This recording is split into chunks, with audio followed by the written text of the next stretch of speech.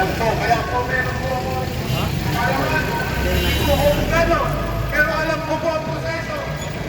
Kaya hinahamon ko kayo para pakinggan ng mga maestrado, kagalang-galang na maestrado. Ang aming mga pakiusap ay tayo po ay mag-behave. So, ako po ay nakikiusap sa inyo, bibilang po ako ng 3 segundo. Kayo po ay tumayo ng sibil at magbigay-pugay kayo sa lupon ng maestrado ng Supreme Court ng Pilipinas. So, tumahimik po kayo. Bibilang po ako ng 1, 2, 3. So yan po, kasi po, pag tayo ihaharap sa hukuman, ay tayo po ay pakikiusap. No? Kagalang-galang na hukuman, ibang paumanin po ninyo na medyo mapusok ang aking mga kasamahan sapagkat sila po ay galay na ilang buwan na po sila na nagrarali para magkaroon ng resulta. No? Pero kami po ay naniniwala na kami ay nasa matuwid sapagkat ayon sa banal na kasulatan sa Revelasyon ang nasasadoon bagong natapos ng mundo ay ibabalala ibabalik si Kristo dito sa atin para ihiwalay ang masama at matuwid. Yan po ay naganap na sa katauhan ni Rodrigo Duterte. Kaya inyo pong mapapansin ang buong Pilipinas ay naahati. No? Malaki po ang aming paniwala na kami ay nasa matuwid sapagkat yan po matutunan namin sa aming hinahangaan si Pangulong Rodrigo Duterte. Yan po. Mabuhay po si Duterte. Ang aking pong bulang mungkahi na gusto ko pong magyari pakiusap sa lupon ng mga magistrado, kami po ay nakikiusap biglang tuhod sa inyo na lahat ng mga kaso tungkol kay Duterte ay kayo po ay mag-overtime. Kailangan po, bigyan po ninyo na Red dessert ako muna ka dessert. Sunday. madali sa kaputay ng kaya na desisyon ng mga kaso nito sa kadahilan ng dalawang dahilan sapagkat nagsimula na po ang World War III. Kayo ba nakasiguro na aabot pa tayo ng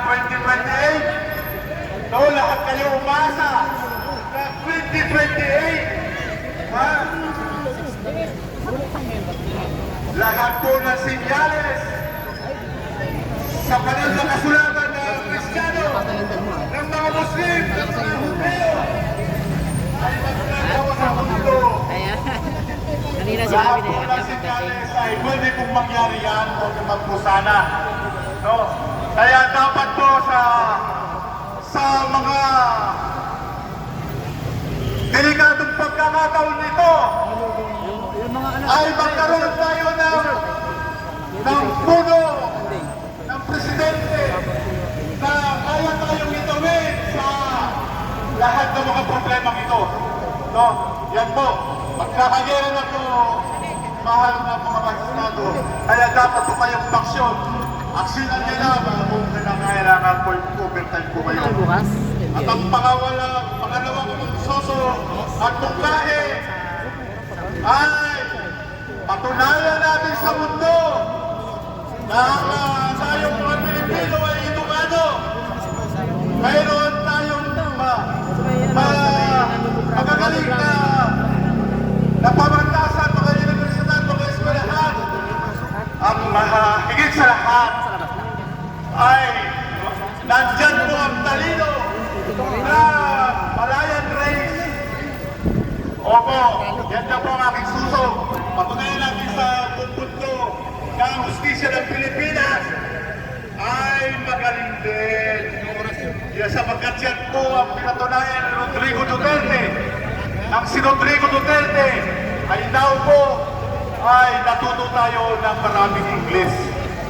No? Yan po sa kagalingan ni Duterte. Kaya yan po, dapat po natin ilabas ang kagalingan ng Korte Suprema na tayo ay hindi tayo pahuhuli sa lahi ng mga puti, sa lahi ng mga mananakop ng mga Europeo. No? Nandito pa tayo dahil ang ating saligang batas, ang ating saligang batas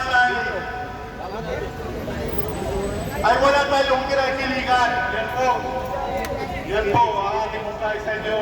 Maraming pong salamat.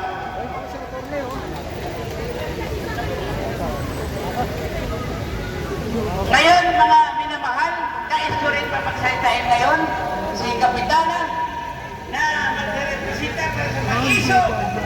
Mabuhay ang maiso! Hello! Naririnig mo niyo ako! Mula ang kami, ang Pangulo, ang lahat ng bansa sa buong mundo. Nandito tayo ngayon sa Supreme Court upang pagdiwang natin ang isang taon na pagkamaaresto ng ating mahal na PRRD na ikinulong sa dahil ni Duterte. Mga Pilipino, wala na kayong pag-asa sa legislative.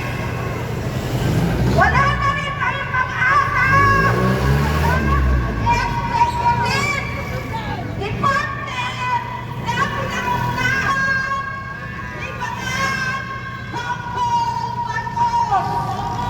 Ang pag-asa na lang natin ng mga Pilipino ay ang Supreme Court para bigyan na ng desisyon ang isang taon na kaso na ipinay ng mga Duterte family habeas corpus.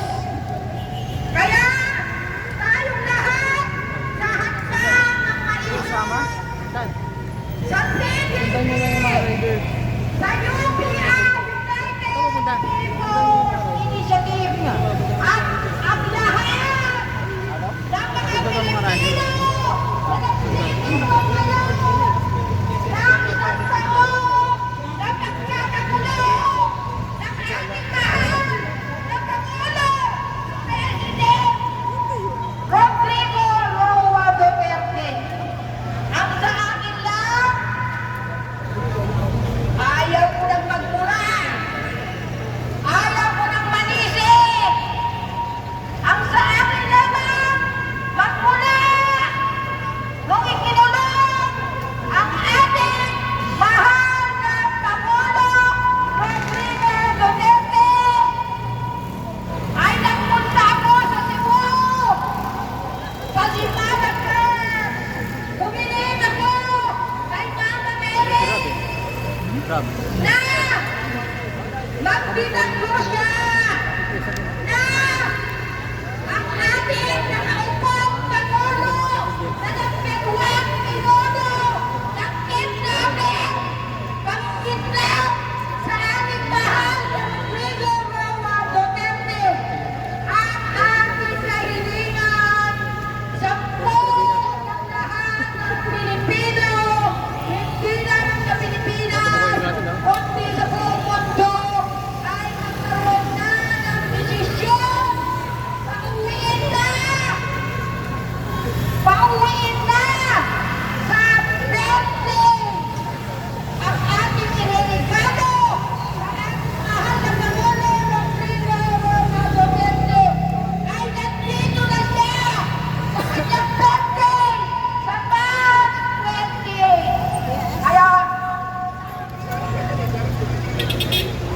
Panginoon, muli ako ay nananalangin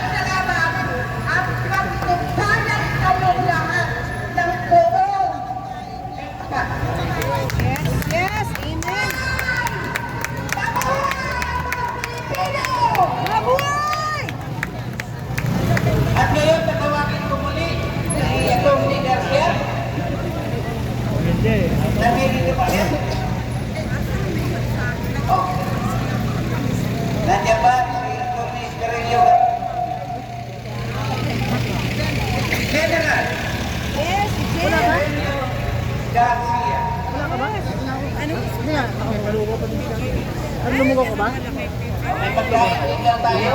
Mix na lang, mil na. Ayun na, may lugo na. Lugo pa din. Naglugo na kasi. Mabuhay si Presidente Duterte!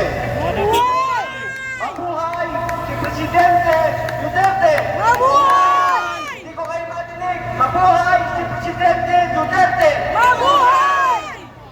Isang taon na po, ngayong araw na ito, nung kinidnap ng gobyerno ito, ng pamahalaang ito, ang isang Pilipino.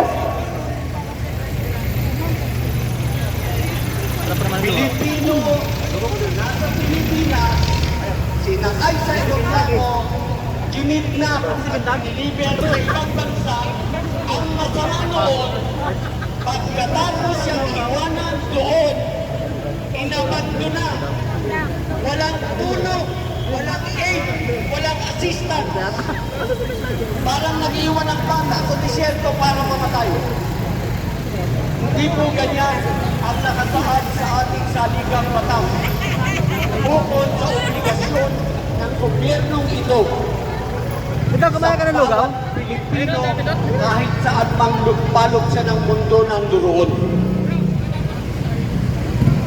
Yung pong magnanakaw, yung magnanakaw muna sa ibang bansa. Huwag muna yung magnanakaw dito. Yung pong magnanakaw, nanahatulan ng kamatayan sa ibang bansa. Nire-representa ng ating gobyerno yun.